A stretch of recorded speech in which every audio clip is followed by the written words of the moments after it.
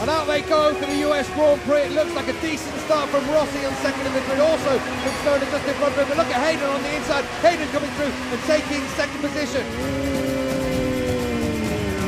Valentino Rossi goes through and leads in the US Grand Prix. Now, what can he do from this position?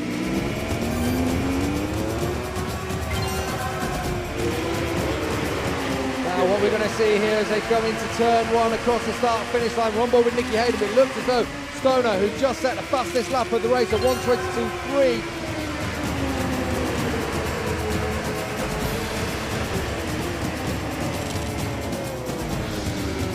Well, Rossi goes through and pushes Stoner. Well, Casey won't like that one bit. Tries to take the pace, doesn't he? Has a bit more drive coming out of that corner, but Rossi stood strong. Stoner in second position once more, round the outside, going up the Rahal straight. Unbelievable stuff from Casey Stoner, and Rossi comes straight back at the corkscrew. We haven't seen action like this as Rossi runs off track and pushes Stoner wide. What amazing stuff here.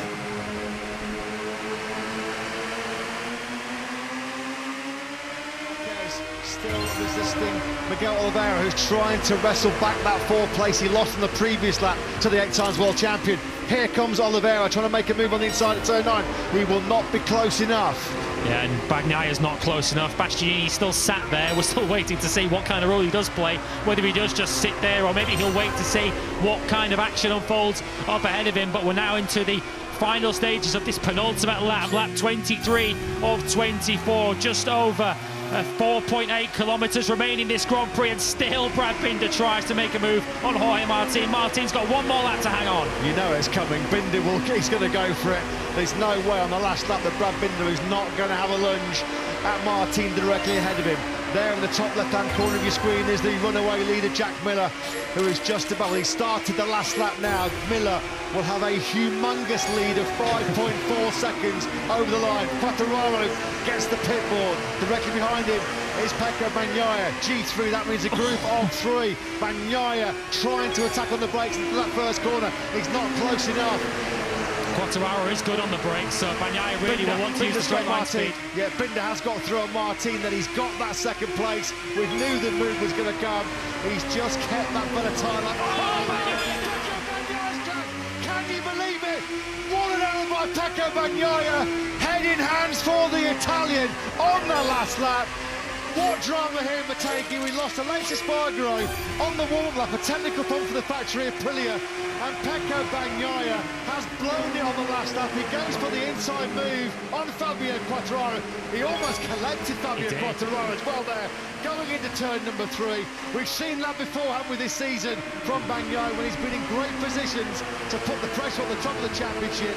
Is that the biggest blow yet? It's a sarcastic round of applause that he gave. I wondered whether that was directed at Quartararo, but he was fairly allowed to turn in there, Quartararo into the corner. Bagnaia makes the mistake. Suddenly that 8th place and those 8 points look very significant, don't they? Pecco Bagnaia, can you believe it? There will be no 6th successive podium for him. It's another DNF to block the copybook of the Italian here. 3 corners left. Here comes Luca Marini trying to find that 4th place on Oliveira. He's got the inside line. It looks like it's going to be another 4th place for Marini. Marquez is just ahead of him. Oh yeah, Marquez is in 4th place. Here comes Jack Miller though, the Aussie. It's Miller magic in Motegi.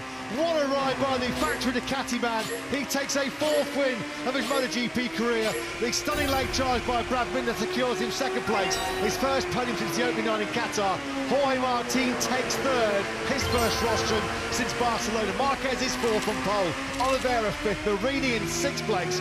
Vinales takes 7th. Quartararo comes over the line in 8th place and increases his World Championship lead after a last lap disaster for Ducati's Pecco Bagnaia. There was Alexis Spargaro. He comes over the line 16th place. A disastrous day then for Pecco Bagnaia. First Grand Prix this season, he's not scored any points, of course, and Fabio Quartararo came across the finish line and immediately looked behind him. You will have been able to see the grin through his crash helmet when he realised that Bagnaia wasn't there. Jack Miller, that was without any question the ride of his MotoGP career. That feels like, I'm not saying not diminishing in his 3 previous victories, but of course his first win in Aston in 2016 was in a 2-part Grand Prix.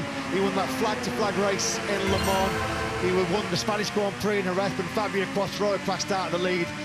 That will feel like the best victory of this man's career. Jack Miller was just completely untouchable. Thriller Miller, to say the least. What a performance by the Australian. The perfect tonic for him as he prepares to head home to Phillip Island for the first time in 2019. The 10th win of the 27-year-old's Grand Prix career. 4th in MotoGP. His first, of course, in Le Mans last season. A great late fight there between Brad Binder and Jorge Martin. It went the way of the South African. This was his move on Martin late on. Oh, that was close. Did he just, you could see him taking a slightly wider entry there, and as he turns it tighter, Martin taking what is probably a normal line for him really through turns 1 and 2, but Binder able to turn it tighter and go.